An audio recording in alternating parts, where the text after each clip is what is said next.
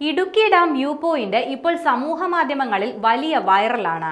ഇടുക്കി ഡാമിന്റെ മനോഹാരിത മുഴുവൻ ഈ വ്യൂ പോയിന്റിലൂടെ സഞ്ചാരികൾക്ക് ആസ്വദിക്കാൻ സാധിക്കുമെന്നത് സൈബർ അടുത്ത് പ്രചരിച്ച വീഡിയോകളിൽ നിന്നും വ്യക്തമാണ്.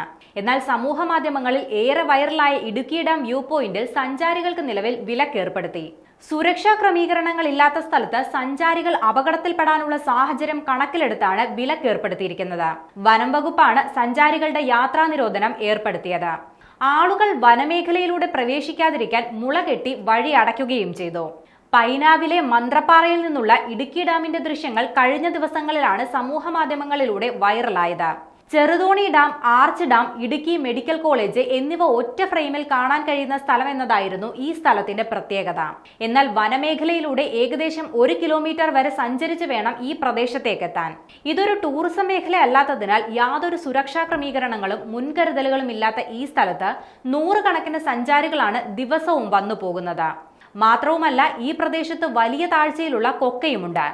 ഇവ കൂടി പരിഗണിച്ചുകൊണ്ടാണ് വനം വകുപ്പ് സഞ്ചാരികൾ എത്തുന്നതിൽ നിയന്ത്രണം ഏർപ്പെടുത്തിയിരിക്കുന്നത്. ഇനിയൊരു അറിയിപ്പ് ഉണ്ടാകുന്നത് വരെ മേഖലയിലേക്ക് സഞ്ചാരികൾക്ക് പ്രവേശനം ഉണ്ടായിരിക്കില്ലെന്ന് വനം വകുപ്പ് വ്യക്തമാക്കി.